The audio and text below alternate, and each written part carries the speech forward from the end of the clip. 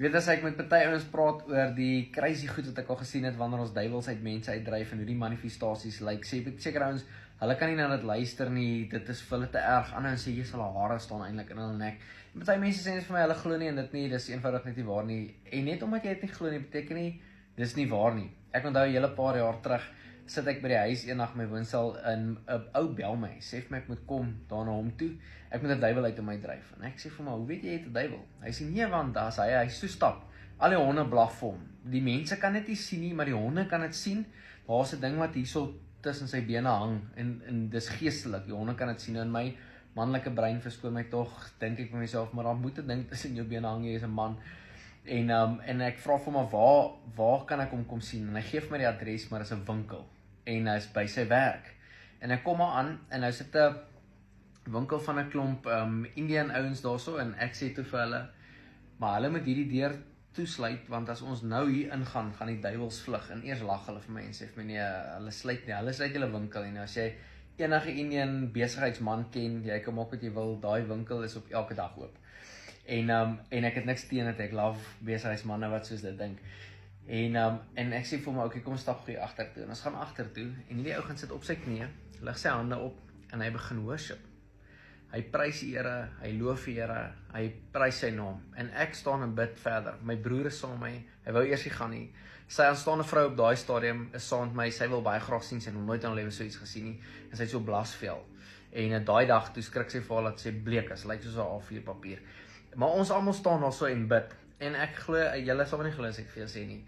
Maar ek het geleer dat dit wat jy in die gees sien, doen jy in die vlees. En ek staan en bid en ek sien in my geestesoog, hoe loop ek vorentoe en ek sit my hand op hierdie ou se kop en die duiwel gaan uit hom uit. So ek dink toe, okay, ek gaan dit doen. Die oomblik toe ek my hand op 'n ou se kop sit, toe slaan sy kop agteroor, sy oë dop in sy kop om, raak pikswart.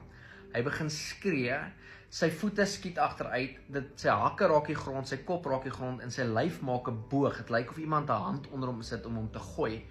En onder sy vel en sy nek lyk of 'n slang daarso seil.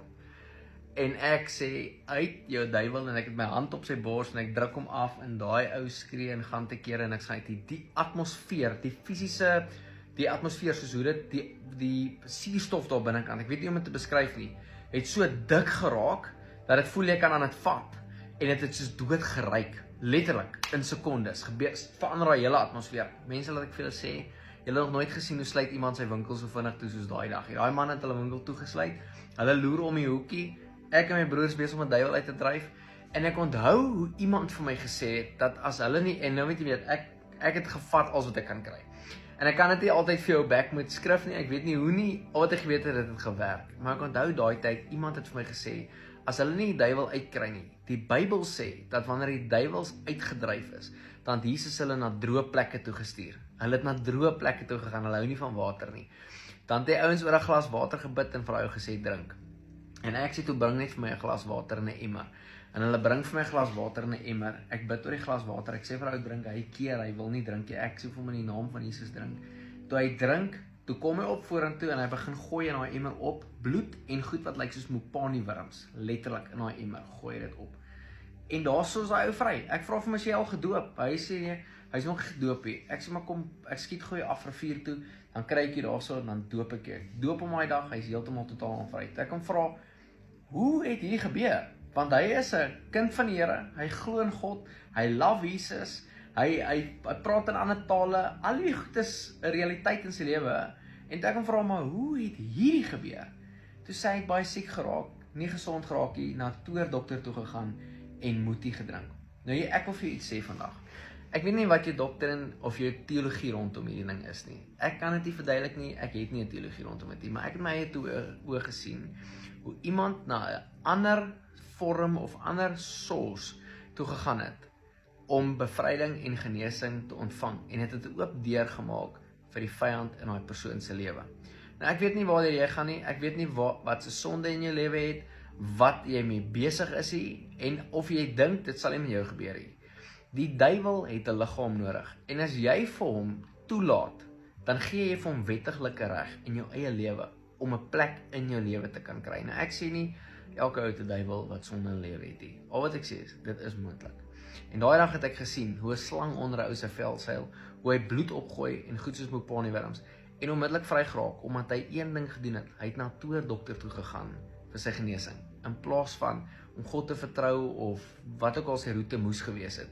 Hy het dit nie gedoen nie. Hy het 'n ander vorm gaan soek om hom onmiddellik te help. En enige plek waar jy immediate satisfaction soek in jou lewe, kan 'n plek raak waar jy die duiwel 'n vatplek in jou lewe gee. Vader, ek dank U in die naam van Jesus vir elke persoon wat nou luister hier. As hulle enigstens 'n plek in hulle lewe vir die vyand gegee het, bid ek Heilige Gees om dit nou in hulle te openbaar, om vir hulle te wys wat dit is in hulle lewe, wat hulle moet los, wat hulle met een kant sit, wat hulle moet bely en waarvan hulle moet vrykom. In die naam van Jesus bid ek nou, dat elke vorm van verslawing, elke oop deur wat daar was, toe sal gaan in hulle lewe in Jesus naam. As daar enige vorm is van enige vuil gees of demoniese aktiwiteite in hulle lewens, beveel ek dit in die naam van Jesus om nou te gaan uit hulle lewens uit en hulle uit te los en totaal al vry te kan maak. Elke slegte droom wat hulle kry met 'n torment deur die nag, om hulle te los in die naam van Jesus. Elke vorm van siekte en kwaal om hulle te los in die naam van Jesus. Elke stem wat in hulle oor fluister, of hulle sê hulle is nie goed genoeg nie. Elke stem wat hulle dryf tot selfmoord. Elke stem wat harder is as U stem in hulle lewens. In die naam van Jesus beveel ek U om stil te raak en uit hierdie mense se lewens uit te gaan. In Jesus se naam.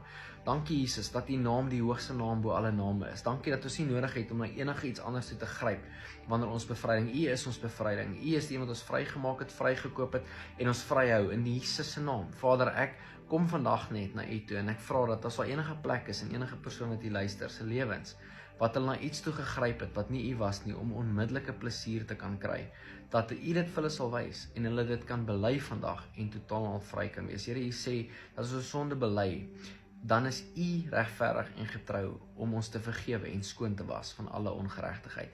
In die naam van Jesus, enige vorm van sonde, dat hulle dit sal kan bely en vry kan bly en vry kan kom in Jesus se naam.